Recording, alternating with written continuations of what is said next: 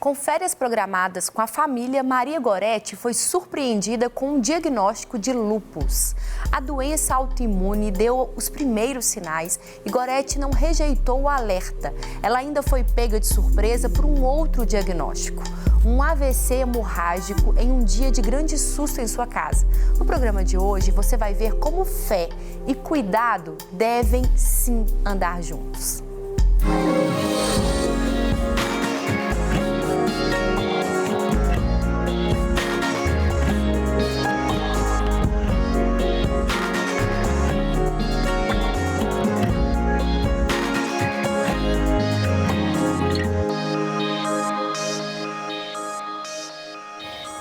No programa de hoje, você vai ver a importância de não negligenciar os sinais e os alertas que a nossa saúde, o nosso corpo, a nossa mente nos dão. Para a gente poder conversar aqui hoje, eu já estou com Lucas Farnese, psiquiatra, amigo, parceiro querido aqui do nosso programa. Obrigado, Thalita, por mais um convite. Seja bem-vindo. Obrigado. Bem-vindo também, Guilherme, terapeuta ocupacional, nosso amigo querido, parceiro aqui também do nosso programa. Obrigado, Thalita. E hoje com esse tema para a gente aí poder pensar e refletir. Às vezes quando a gente fala assim, o nome do programa, Você é um bom motivo para viver. E quando a gente começa já com aquelas notícias assim, punks, né? Notícias bem complicadas muitas vezes. Aí a pessoa pode estar nos assistindo, não tem costume de acompanhar o programa, não conhece o programa, pode falar assim, mas como assim eu sou um bom motivo para viver? Cheio de problemas, cheio de histórias, cheio de notícias complicadas.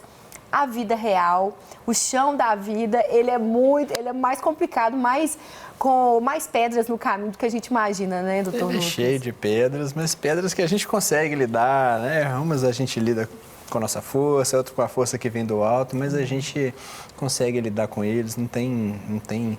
Deus não dá nada que a gente não suporta, né? Ele dá aprovação, mas dá a provisão também. Amém. Então é nisso que a gente crê e a gente segue a vida com esses percalços. E é possível a gente se ver um bom motivo para viver para além dessas situações, não é verdade, Guilherme? Por isso que a gente fala, assiste o programa até o final, né? Maratona lá os programas que já estão gravados, porque você vai encontrar, sim, é um bom motivo para viver. E você falou bem, maratonar por quê? Porque todos os episódios estão disponíveis no canal da Rede Super, né? No YouTube, também no site. Então é uma ótima oportunidade para você conhecer cada uma dessas histórias e se inspirar. E vamos ouvir hoje a história da Maria Goretti. Vamos lá.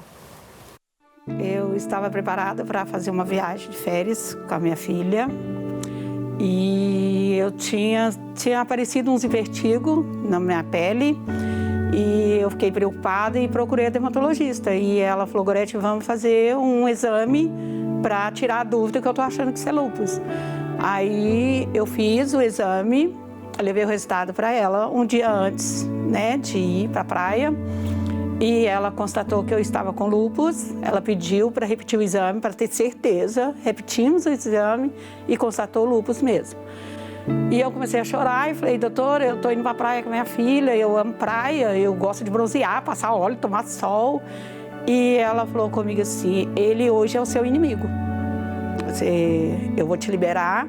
Passou os protetores solares que eu precisava usar no dia e falou, vai curtir o seu último dia de praia. Eu fui, fiquei lá, mas eu já não era a Goretti, entendeu? Que estava lá, fiquei triste, meio abalada assim, mas não deixando transparecer para as pessoas. O que é uma doença autoimune? Doença autoimune é quando o organismo começa a produzir anticorpos contra ele mesmo, né? Então, ele começa por um erro ali de identificar o que é antígeno e o que não é, ele começa a produzir anticorpos contra determinadas células, né? Determinadas coisas dele mesmo, né? E isso aí a gente não tem o que fazer, né? Não tem como a gente evitar, né? Porque é ele mesmo quem está produzindo contra ele. Tem medicações, tem tratamentos, né? A gente tem como lidar. Além do lúpus, que foi o diagnóstico da Maria Goretti, quais são outros tipos de doenças autoimunes?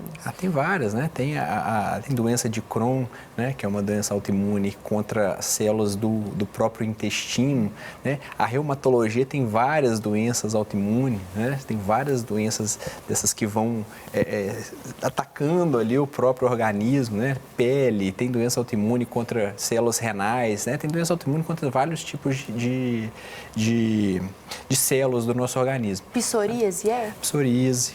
Alopécia? Depende. Depende. Depende. Tem vários tipos de alopécia. Tem vários tipos. Doutor Lucas, uma coisa importante para a gente poder entender, elas afetam de alguma maneira, direto ou indiretamente, a questão emocional?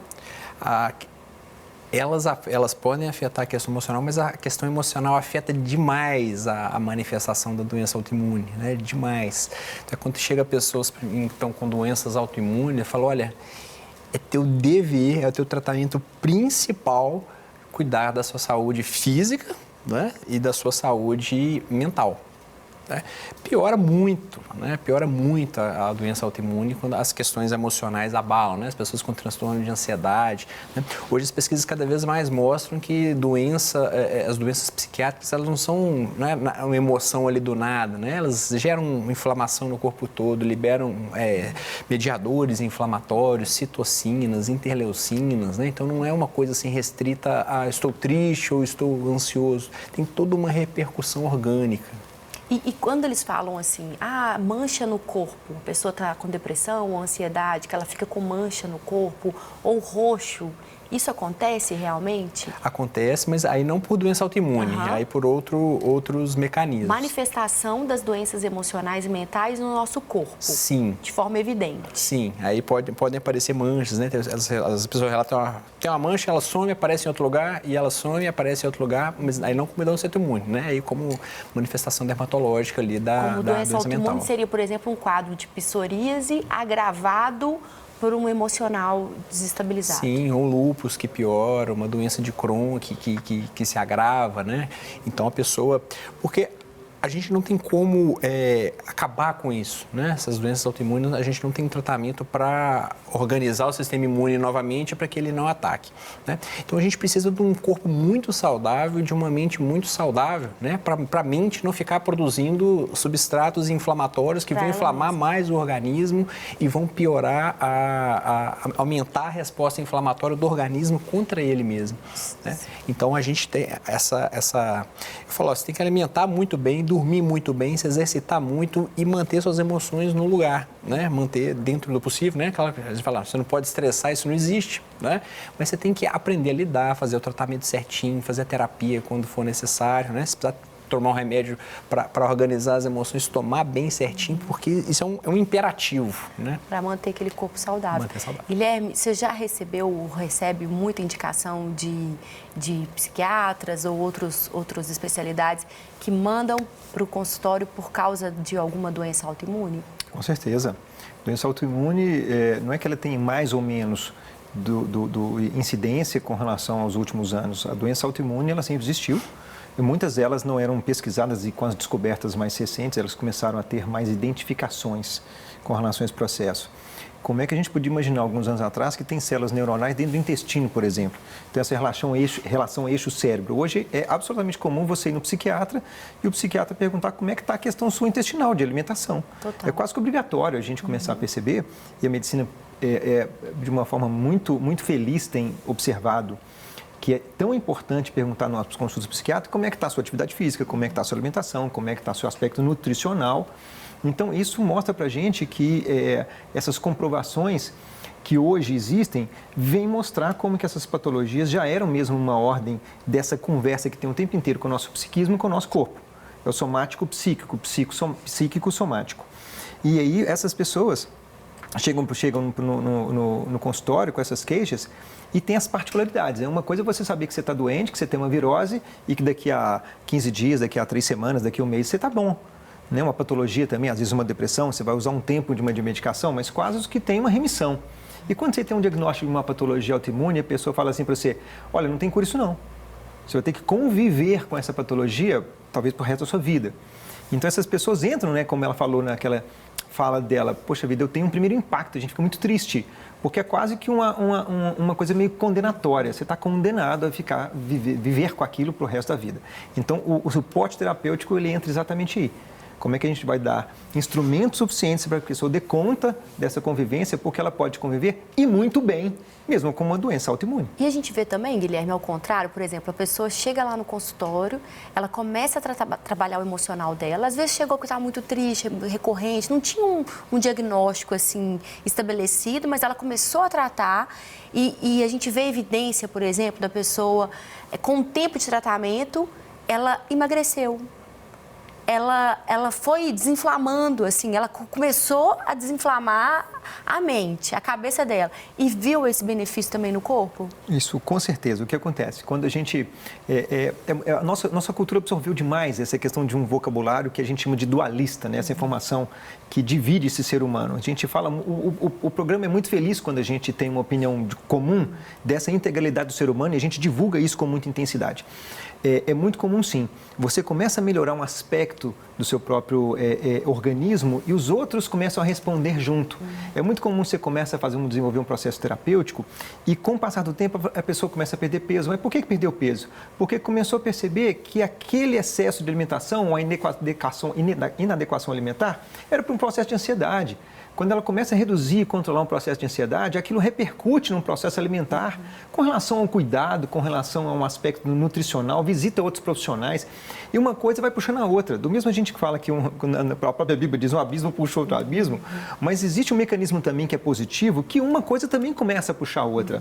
E ela se anima, se entusiasma, aí perde um pouco de peso, aí se anima mais ainda em continuar se cuidando. Às vezes a pessoa recebeu uma libertação, por exemplo, teve uma experiência sobrenatural de um vício, foi liberto de um vício. Aí, no outro dia, ela se inscreve numa atividade física, ou num grupo de corrida, ou num grupo de bicicleta.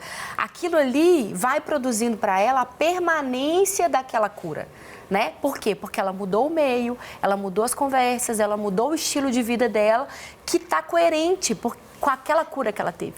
Às vezes, não adianta a gente também receber uma transformação, uma cura ali naquele momento, mas não caminhar na direção desse lugar, desse caminho, né? Pois é, as experiências sobrenaturais estão aí para poder nos mostrar como grandes oportunidades, grandes privilégios que a gente tem, às vezes, de uma... O que é uma experiência dessa, de uma cura ou uma experiência sobrenatural? É a gente receber de uma forma imediata aquilo que levaria muito tempo de investimento para poder alcançar. Então, por exemplo, você vai fazer a cessação de tabagismo, eu vou parar de fumar. Aí você vai no grupo, você tem que usar um adesivo, você tem que fazer um esforço com relação a uma transformação de comportamento, mudar todo o ambiente da casa, para você poder... Às vezes demora meses para você poder conseguir parar de fumar. Então você recebe ali uma absoluta graça e para de fumar de um dia para o outro. Então você recebeu totalmente, de uma forma imediata aquilo. Então, eu preciso de lidar com aquilo de uma forma também imediata. Eu preciso tomar minhas atitudes com relação àquele processo para que ele se mantenha, obviamente. E talvez o esforço de algumas pessoas que recebem curas, milagres nesse sentido, não seja para receber a cura, né? Foi uma coisa instantânea, mas para permanecer coerente com aquela cura, né? Sim, do mesmo jeito que a Bíblia às vezes coloca, eis que te propõe dois caminhos, o da bênção e da maldição. Às vezes a pessoa pergunta, tem cura? Eu falo, eis que te propõe dois caminhos, o da cura ou da doença, né? Então não é uma cura que sim está resolvido e eu posso chutar o balde e viver do jeito que eu quiser. Mas olha, tem um determinado estilo de vida que se você se mantiver nele, você vai ficar muito bem, a sua doença fica controlada, os seus transtornos não voltam e a tua vida vai evoluindo bem, né? Bom hábito geralmente vai puxando bom hábito, né? A pessoa quando começa a se exercitar, ela começa a comer melhor e ela começa a se preocupar melhor. E os maus hábitos também puxam maus hábitos, né? A pessoa quando ela chuta o balde numa área, ela começa a atrapalhar tudo.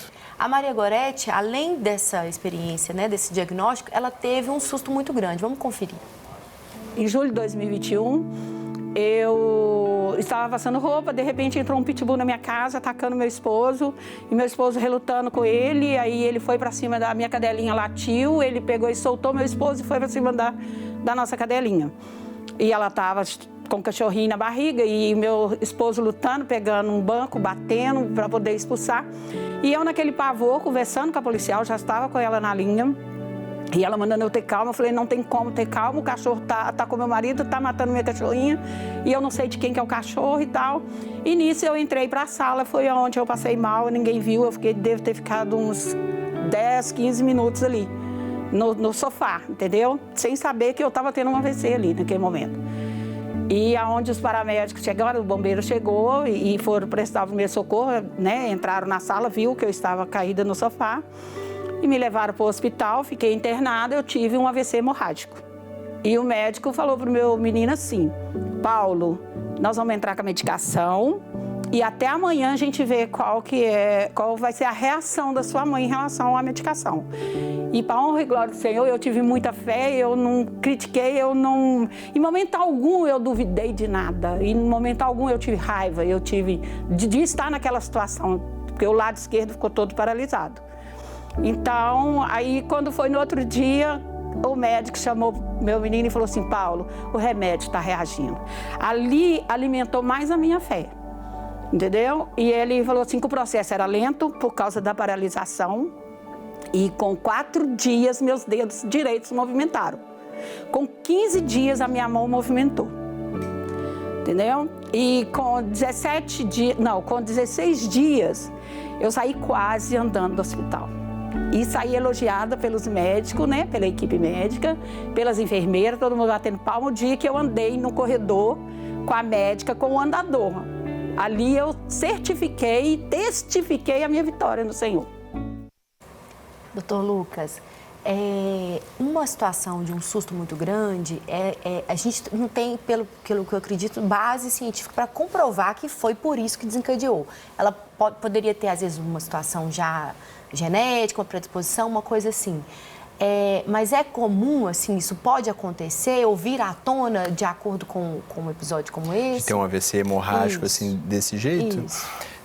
Se ela tiver ali um ambiente preparado para isso, né? Às vezes a pressão se elevou demais, né? Com um excesso de adrenalina, com um cérebro que já não estava, né? Uma vasculatura cerebral ali que já não estava muito preparada para receber aquilo, pode sim, né? Às vezes as pessoas falam, ansiedade dá infarto. Eu falo, olha, a ansiedade não, mas se o coração já estiver muito mal, né? E tiver um aumento súbito de pressão ali, pode acontecer alguma coisa, né? Mas a ansiedade em si, o estresse, num cérebro saudável, não. Entendi.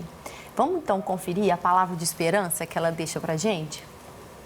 A palavra que eu tenho, assim, é fé, né? É certificar na fé, porque nós temos a carne, né? E Deus deixou os médicos, Ele deu sabedoria para cuidar da gente, né? Então, pela carne eu faço tratamento do lúpus, eu tomo remédio, né? Porque é preciso, mas crendo o que a gente tem que passar, a gente vai passar. Então, se você passar com leveza, você se torna as coisas muito mais fácil para a gente mesmo, para a nossa saúde mesmo. Porque a gente passa por um momento de dor, né? Então, mas a gente tem que ter a coragem, a fé, acreditar. É colocar na mão do Pai, porque o resultado ele vem com certeza. A gente fala sempre sobre uma saúde integral, né? Um corpo saudável, um espírito saudável, fortalecido em Deus e uma mente sã, né? E a Maria Goretti falou exatamente sobre isso, né? Sobre ela entender a importância da fé, o lugar de confiar em Deus e também de honrar aquilo que Deus mesmo nos deu, que por meio da sabedoria humana, de uma mente, né, de vocês médicos, especialistas, né, que sabem o que a gente precisa, ela vai lá, toma medicação, se cuida e mantém uma... Achei muito legal quando ela falou no vídeo anterior, né? Não fui criticar. O que ela quis dizer? Eu não fui reclamar com Deus. Eu não fui, por que é comigo? Ela não, ela foi lá se reconhecendo um bom motivo para viver, né? Sim, e a gente entender que Deus pode operar de várias formas, né? Porque a gente já querendo só o milagre, né? Não tem que ser direto. Pode usar o médico, ele pode usar um medicamento, né? Ele pode usar esse programa aqui para levar uma palavra de esperança. Então, tem várias formas dele agir, né? Dele nos abençoar. E, às vezes, a pessoa, quando ela quer aquela coisa direta, né? Eu quero um milagre, né? Eu quero, se Deus não me ouve, né? A pessoa começa a perder a fé e Deus está ali agindo, né? Está falando com ela, né? Por uma via indireta, mas ela não consegue ouvir, não consegue entender. Isso é muito ruim. Como médico, Lucas, teve algum momento, assim, da sua vida que você entendeu que essa chave virou para você ter essa mentalidade Ou não? Você sempre foi assim?